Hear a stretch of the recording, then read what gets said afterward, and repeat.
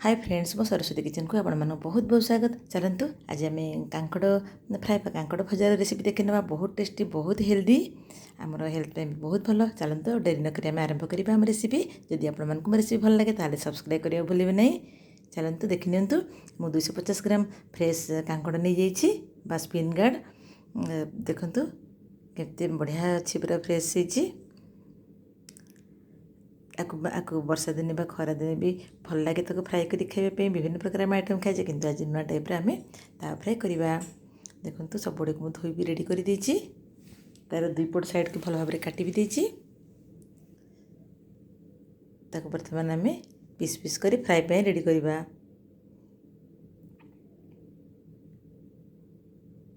देखंतु टे carefully काटिबे। Fry पे आम एमती ही काटिबा।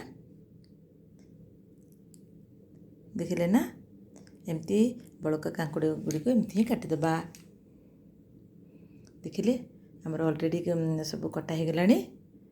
आम भी नेक्स्ट प्रोसेस को जीवा। देखंतु मु कुकर रे किछि पानी दे दीची से हाफ चामच लुण भी दे दीची आ सब काटिथिबा कांकुड़ गुड़ी को से आम पकाई देबा। आ तार कभर करदेबा ता लिड को गोटे हुइसेल आसला पर्यंत आम ताको कुक करवा। देखंतु एमती गोटे हुइसिल भी आसी जाइछि। ताको ठंडा हे पर्यंत छाड़ीदेबा।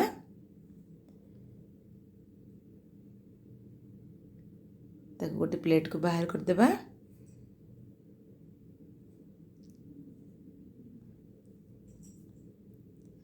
एमती सबटी को कांकड़ सीजा को बाहर करी टिके ठंडा हे पे छाड़ीदेबा। देखिले वर्तमान आम तार गोटे बेटर प्रस्तुत करवा फ्राए पे। देखंतु गोटे बाउल रे मु 3 चामच राइस फ्लोर बा चावल चूना नहीं जाइछि। से आम 1.5 चामच देदेबा बेसन। वर्तमान गोटे रेड चिली पाउडर भी हाफ चामच देदेबा। हलदी पाउडर भी गोटे हाफ चामच देदेबा। आउ किछि मु दे दीछि किछि आमचूर पाउडर आउ जीरा धनिया पाउडर भी हाफ चामच दे दीछि। गरम मसाला पाउडर भी दे दीछि गोटे हाफ चामच। आ तार टेस्ट पे लुण भी हाफ चामच देछि। देखंतु गोटे चामच अदा रसुण पेस्ट भी दे दीछि। एमती भाव में आम सब मसला देदेले ताको वर्तमान गोटे 3 चामच खंडे आम से पानी मिसाई देबा। जमती कि माने अल्प अल्प ताको भल भाव में मिसाई अल्प पानी दे तार भल बेटर प्रस्तुत करवा कारण आम बेसी पतला भी करवानी।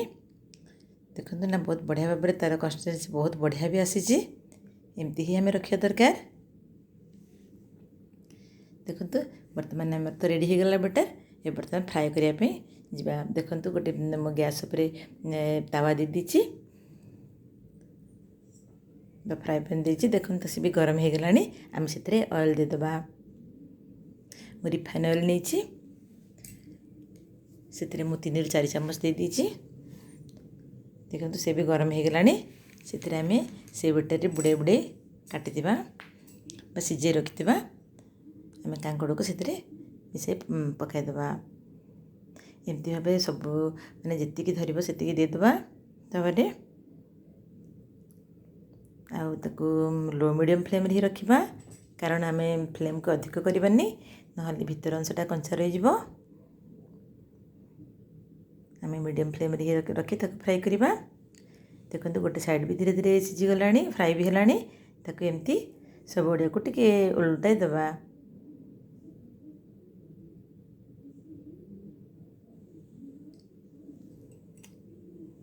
बहुत बढ़िया लगे गरम भात बा पखाल भात सागर खाइबा बढ़िया लगे। खरा दिन तो मिली थाए प्राय। देखिले गोटे साइड अल्प हो जाइछि ताको एमती ही उल्टाई पुल्टाई सब टिके फ्राए करदेबा भल भाव में जमती तार मसला गुड़ाक से पूरा भल भाव पूरा सेट हो। आप चाहिए ताको छाणी भी पारे किंतु मु आज ताको फ्राए पैन बा तावा रे फ्राए करिछि। देखिए ना बहुत कम समय आमर केते सुंदर भाव में आमर कांकड़ फ्राए प्रस्तुत हो गला। देखिले एमती तो बहुत बढ़िया भाव में हो गलानी। ताको गोटे प्लेट रे बाहर कर देबा।